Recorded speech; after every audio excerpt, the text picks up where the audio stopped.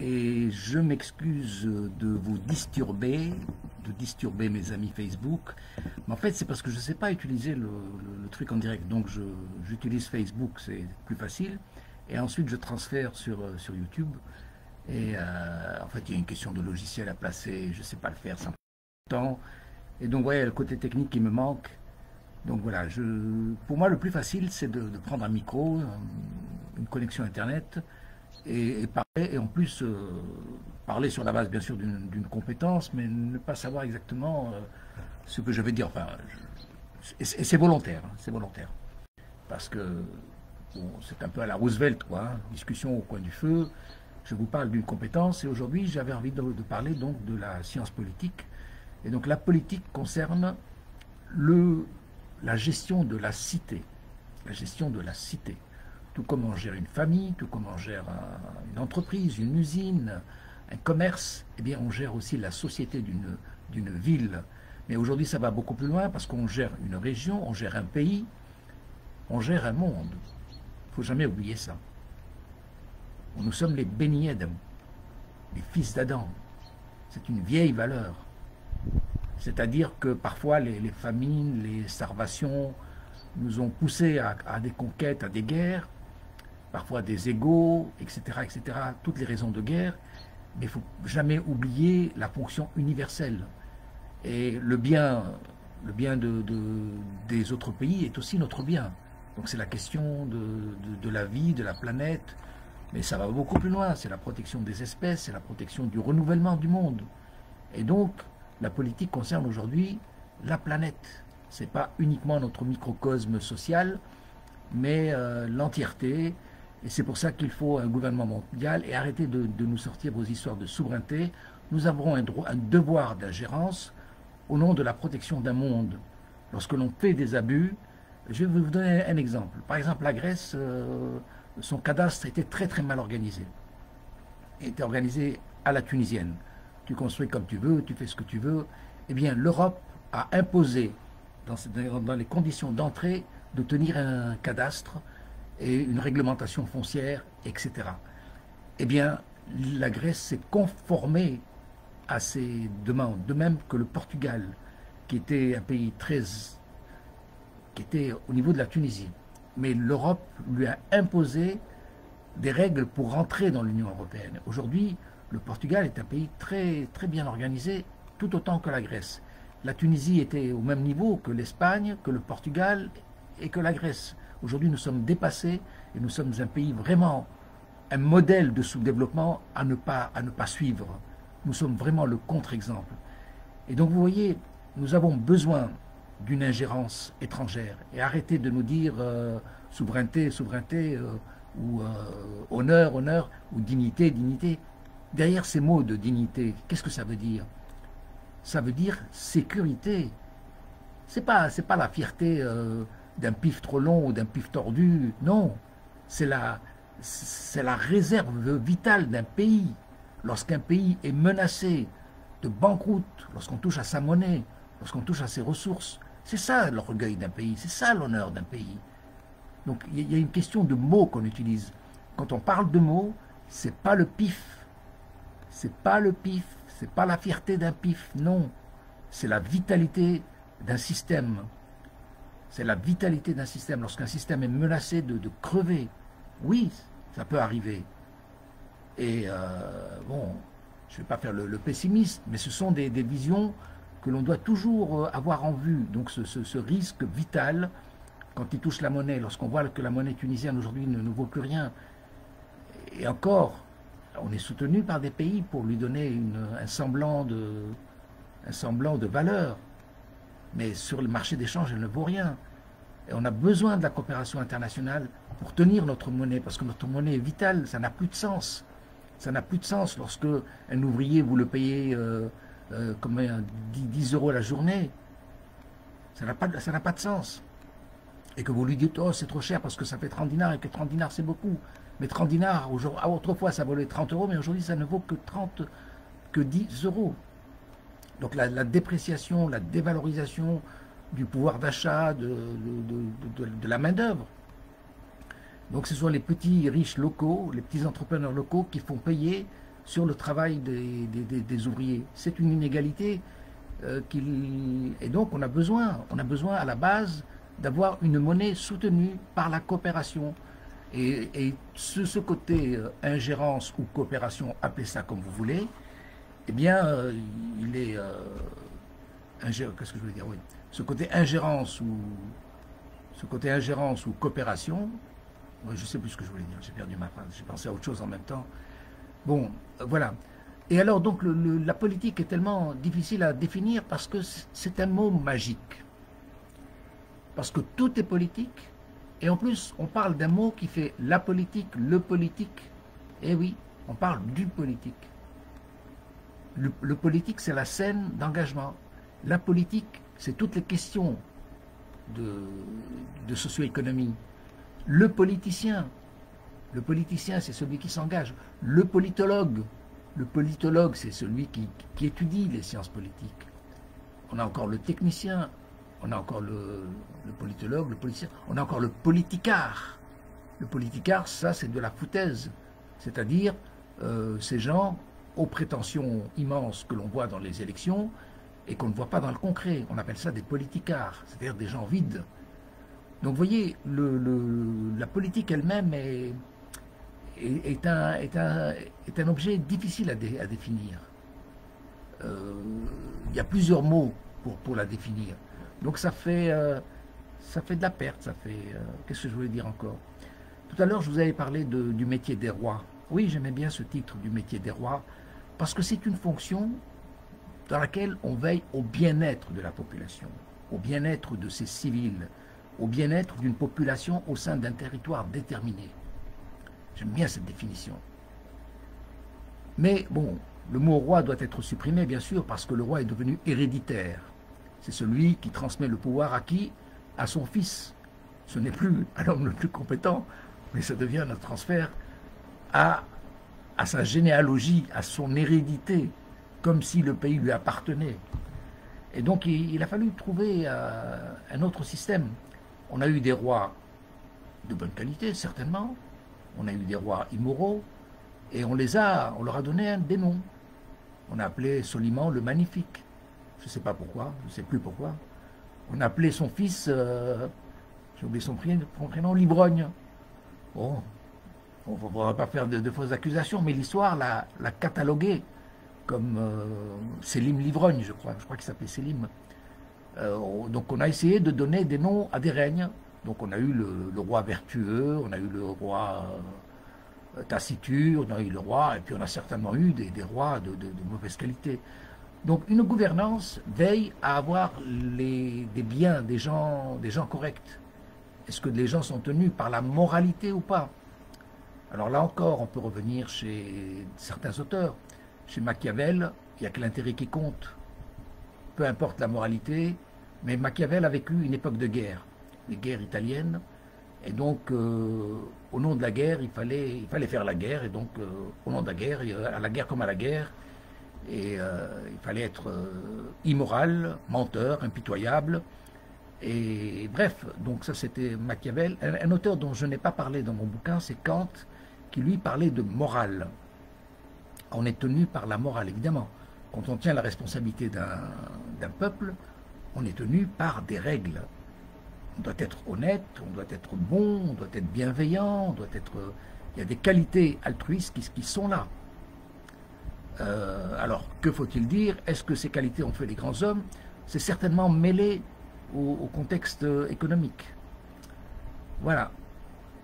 Bon, j'avais beaucoup de choses à dire et là, je crois que je suis un peu épuisé. Il faut que je réfléchisse un peu. Il aurait fallu avoir quelques questions pour pouvoir répondre. Donc la question originelle était: qu'est-ce que c'est que la science politique? J'ai dit que la science politique, c'était tout. Tout est politique. Tout est d'implication politique.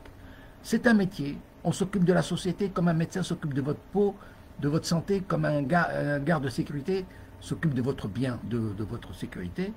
Et donc la politique s'occupe du vaste domaine des relations humaines, de la société, non seulement au sein d'un territoire déterminé, mais aussi dans notre relation à autrui.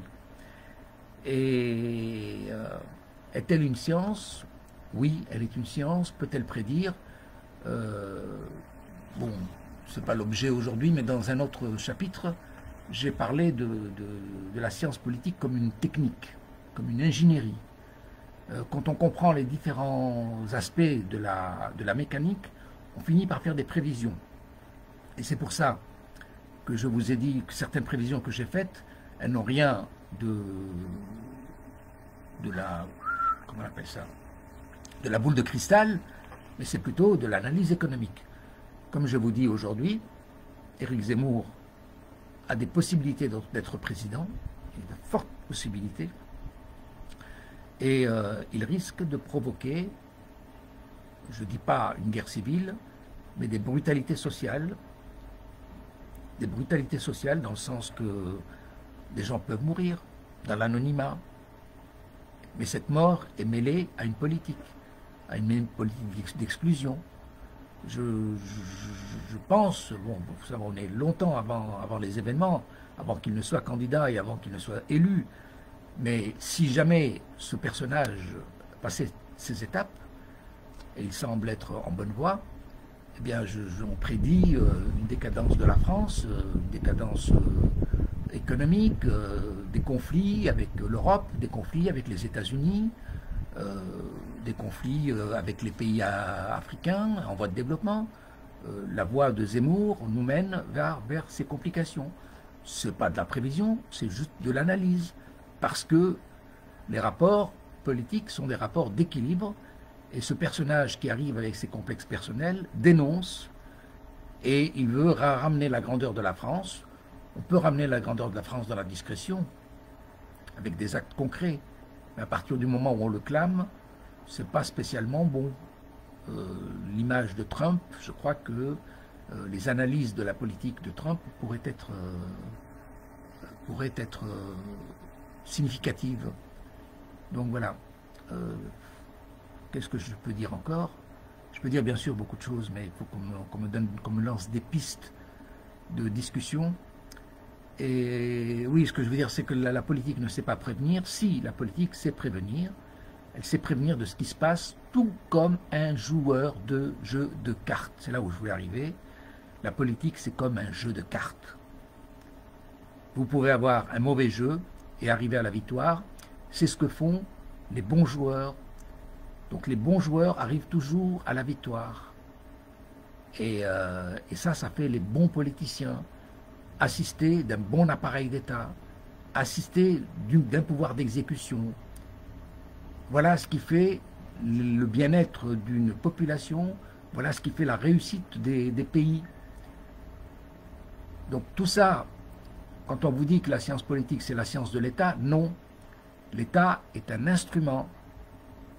Il faut le guider.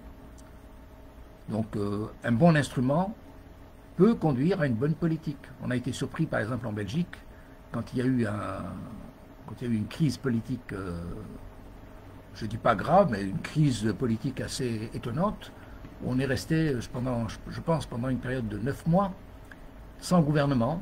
Pourquoi? Parce que les vainqueurs des élections voulaient carrément la sécession du pays, et ils voulaient mettre en application leur programme, mais ils n'avaient que 38% des voix. Donc leur décision était impossible au niveau du Parlement belge. Et on a passé une période de 9 mois sans gouvernement. Et l'ironie, c'est que l'économie se portait bien. Alors les gens se disaient, on n'a pas besoin de politiciens. Puisque sans politiciens, la Belgique s'est bien portée pendant ces 9 mois. Ben oui, parce que l'appareil d'État est bien. Il continue à se poursuivre, mais il n'a pas de décideur.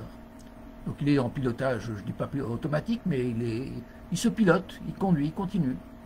Ce qui n'est pas le cas des autres pays. Le cas de la Tunisie, nous avons un mauvais appareil d'État. Je veux dire, même quand le gouvernement veut décider des choses, il n'arrive pas à les mettre en application aussi facilement qu'il le voudrait, vous voyez. Voilà. Donc un appareil d'État, une gouvernance, la politique, il faut une gouvernance, c'est un pilote, et la machine n'est qu'un appareil d'État, c'est tout. Et dans cette politique, il y a des matières. Et les matières ne sont pas réservées à des gens qui veulent prendre le pouvoir. Non, ce sont des matières développées certainement par des groupuscules politiques, mais qui concernent toute la nation. Qu'est-ce que je veux dire? Dans mon ancien chapitre, je vous avais parlé de l'intérêt des partis politiques. Et le principal subside aux partis politiques, c'est les études. Parce que les partis politiques, de mon point de vue, doivent réfléchir sur l'évolution d'une société. Alors, quand on a des sujets, comme par exemple un sujet de l'idéologie, eh bien tout le monde doit pouvoir participer. Imaginons que la question de l'idéologie est portée par les gouvernements de gauche, par les partis de gauche plutôt, les communistes, les écolos, qui ont une idéologie plutôt... bon, ils ont une idéologie précise à vouloir faire valoir. Mais on ne peut pas être contre. On n'est pas contre l'égalité. On n'est pas contre la destruction de la planète. On n'est pas contre toutes ces idées qui sont développées. Mais elles doivent être adoptées, adaptées, étudiées avec les autres participations, même si elles sont initiées par le Parti communiste ou par au parti d'extrême droite, par exemple. Un sujet comme l'identité, par exemple, serait porté par un mouvement d'extrême droite, un parti, je ne dis pas d'extrême droite, parce qu'on devrait limiter les pouvoirs à 4 partis, mais disons à un des 4 partis principaux de l'État. Et à partir du moment où ils posent la question de l'identité, oui, on peut poser cette question, et ensuite elles doivent être vues sous le point de vue des républicains, sous le point de vue des socialistes, et une participation pour essayer de trouver une cohérence dans un sujet qui concerne, qui interpelle en tout cas une partie de la population, mais qui concerne tout le monde. Voilà. Donc c'est un sujet ouvert, et à partir du moment où il est mis sur la table, eh bien on doit en discuter avec toutes les parts. La question du Brexit, oui, elle devait être mise sur la table, elle devait être débattue. Pourquoi est-ce qu'ils l'ont mise à référendum? Un référendum, en un coup de baguette, on vous dit on reste dans l'Europe ou on sort de l'Europe. C'est vraiment un pénalty du VAR. Mais on ne peut pas se permettre en politique de telles conséquences, et c'est trop grave. Parce que là, on est parti pour 50 ans. Là, le Royaume-Uni est sorti de l'Europe, et qu'est-ce qui se passe? On va commencer à faire attention, les gars. Hein. L'Angleterre n'est pas européenne. L'Angleterre, elle est peut-être pro-américaine, on n'en sait rien. Donc de toute façon, n'étant pas dans l'Europe, on va l'observer. On va plus participer avec elle, on va l'observer. Et on va défendre nos droits comme on peut. Alors ça va aller jusqu'aux mesquineries. Hein. J'ai entendu aux informations un gars qui avait amené des sandwichs et il ne pouvait pas rentrer en Europe avec les sandwichs anglais. Non. Parce que ce n'est pas le marché commun. L'Angleterre, il doit être soumis à des taxes, à des impôts, enfin bref, c'est plus l'Europe. Voilà. Alors, bon, je parle un peu en vrac, vous savez, j'ai tellement de choses à dire. Donc le sujet initial était, qu'est-ce que c'est que la science politique? J'ai dit que la science politique se ramenait à la gestion de la cité. J'étais interrompu, je ne sais plus ce que je voulais dire. J'ai dit que la science politique, c'est une science multidisciplinaire, mais pas multidisciplinaire légère, hein. C'est fondamental. C'est des connaissances fondamentales en droit, des connaissances fondamentales en économie, des connaissances en histoire, parce que tout pays a des racines, des traditions, etc. On doit comprendre, et puis ces traditions, elles viennent aussi d'un environnement géographique. Historique, il y a eu des guerres, donc tout ça, ça a déroulé un certain esprit, un état d'esprit, une mentalité, il faut le savoir pour que ça ne se reproduise plus, ces choses-là. Donc une compétence de l'histoire, etc. Donc c'est une discipline, c'est une science multidisciplinaire, c'est une science du général. Et là encore, le général, ce n'est pas la banalité de la généralité, mais c'est la force du général. C'est la force du général dans son aptitude, dans sa capacité à tout comprendre pour décider. Et dans un passage de mon bouquin, j'ai parlé de contre-enquête sur la mort de Socrate. Contre-enquête sur la mort de Socrate. C'est intéressant, ça. Hein. Le vieux Socrate a été tué parce qu'il a été considéré comme l'homme le plus sage de la ville. Enfin, il se disait l'homme le plus sage de la ville. et ils l'ont condamné à boire la ciguë, c'est-à-dire qu'ils l'ont condamné à mourir. Pourquoi ce vieux monsieur était-il si dangereux? Si on s'en tient bien sûr à la thèse de Platon, parce que c'est Platon qui nous a rapporté ce récit, qui fait de Socrate un peu le martyr de la philosophie. En fait, c'est quoi l'histoire? L'histoire, c'est que Socrate se prétend le plus sage, et le plus sage dans le système romain, c'est celui, grec, pardon, c'est celui qui doit gouverner. La gouvernance est accordée au plus sage. Donc le plus sage des hommes, c'est Socrate. Est-ce que Socrate veut prendre le pouvoir parce qu'il est le plus sage? Le plus sage de quoi? Parce qu'il ne sait rien? Parce qu'il sait qu'il ne sait rien? Ah mais non. Ah mais non. La politique, c'est justement le contraire. La politique, c'est je sais tout, je comprends vite et je décide parce que je connais votre intérêt. Je n'ai pas besoin de longues explications. Et vous savez, il y avait un gars, je ne sais plus quel président des États-Unis, disait, écoutez, il me faut un rapport de 3/4 de page, pas plus. Et oui, c'est-à-dire arriver à la connaissance brute, il ne faut pas lui foutre un rapport de 5-10 pages, non, il veut une synthèse immédiate, parce qu'il est le président des États-Unis, qu'il a la capacité, c'est pas un imbécile, il comprend, il sait ce qu'il y a de lui, et il prend les décisions, mais il a besoin d'un papier de 3/4 page, pas plus. Et il ne faut pas que ça dépasse la page. Donc des longues littératures, ça ne lui convenait pas dans son processus de décision, et c'est ça. Donc Socrate a été tué parce que c'était un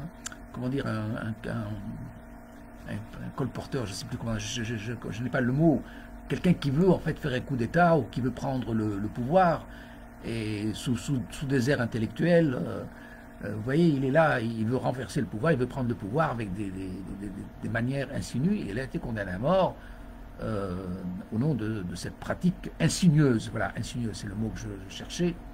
Il était insigneux, et en fait, c'est l'air de rien, mais je suis celui qui doit commander. Non, celui qui doit commander, c'est pas le plus ignorant, et pas l'ignorant conscient de son ignorance, mais c'est celui qui sait beaucoup de choses et qui est capable de décider dans l'intérêt commun.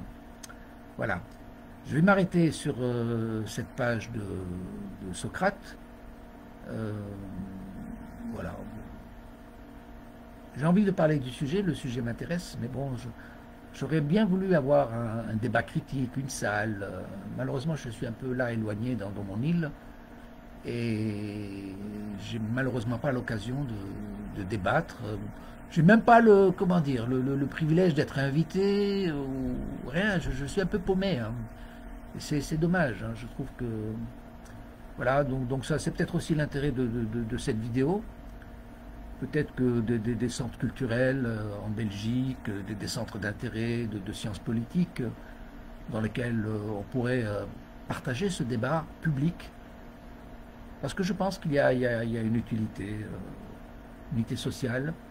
Je veux dire que moi, mon urgence, c'est la planète. Je le redis encore une fois, la planète, elle est en état d'étincelle mondiale, sur un âge géologique. Et je crois qu'on doit en parler très très vite. Il faut être conscient. Et il faut arrêter d'être indulgent avec certains pays, notamment la Tunisie. La Tunisie est une catastrophe. Il faut absolument, s'ingérer dans la politique. S'ingérer et dire quelque chose qui ne va pas, et tout en vous disant que la Tunisie est peut-être le moins pire, parce que moi je parle de la Tunisie parce que je suis en Tunisie en ce moment, mais je me souviens, j'avais été en Mauritanie, j'avais été dans de nombreux pays, et j'ai vu des dégradations à pleurer, Donc là, les dégradations que l'on voit dans mon île, elles sont multipliées à l'état de la planète, sur toute l'Afrique. Il faut apprendre à ces gens que l'économie, ce n'est pas toujours du salaire. Il faut changer le système du salariat. Parce que tout le monde court après de l'argent pour vivre, pour avoir son salaire. Or, l'économie, c'est de pouvoir vivre, pour manger, continuer à vivre. Ne pas attendre son salaire pour manger. Donc comment le système du salariat est nouveau? De tout temps, nous avions le salariat est venu avec le capitalisme, où on échange le travail avec un salaire. Et en fait, autrefois, même il y a encore quelques traces encore aujourd'hui en Tunisie, quand vous prenez par exemple un ouvrier, vous êtes tenu de lui donner à manger. Donc quand il part de chez vous, il a son salaire brut, son salaire net, pardon. Enfin net, relativement net, parce qu'on ne lui paye pas sa vieillesse, on ne lui paye pas...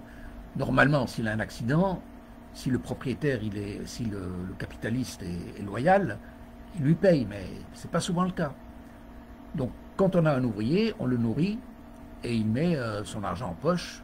C'est pas comme en Europe, quand on voit un salaire, vous devez payer votre transport, vous devez payer votre alimentation, vous devez payer votre sécurité sociale, vous payez votre vieillesse, et donc le salaire est nécessairement élevé.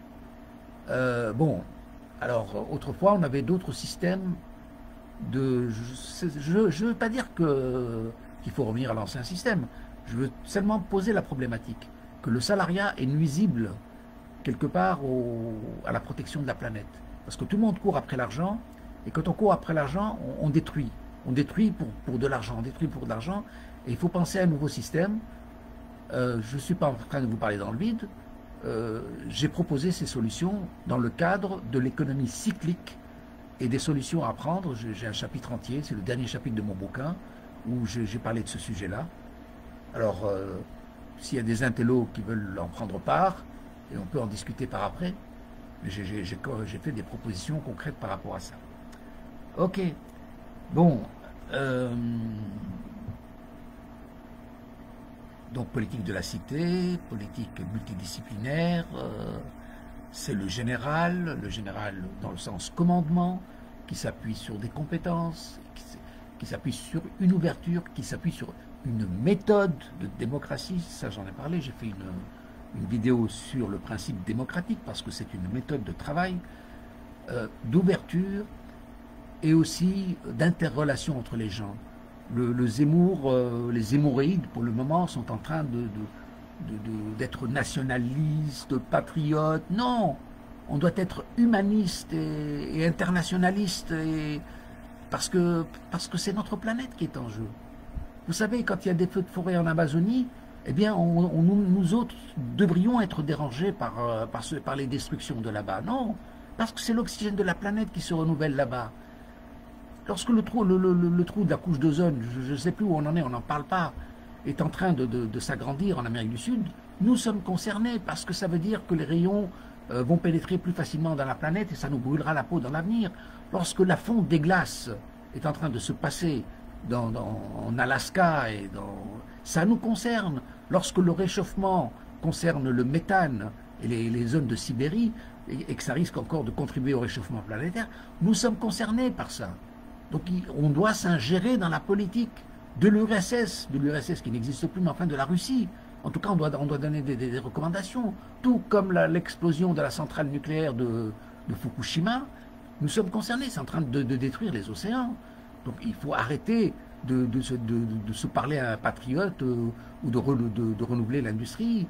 Le projet de Zemmour est complètement stupide. On ne peut plus aller vers l'industrie, c'est fini. L'industrialisation, ça veut dire pollution, et nous avons suffisamment produit. Donc on doit produire des choses qui ne polluent pas. On doit vivre avec un système de protection. Nous avons passé le cap de l'horloge où la planète se renouvelle d'elle-même. C'est fini, on ne peut plus. Donc pour moi, c'est ça l'urgence. C'est ça l'urgence.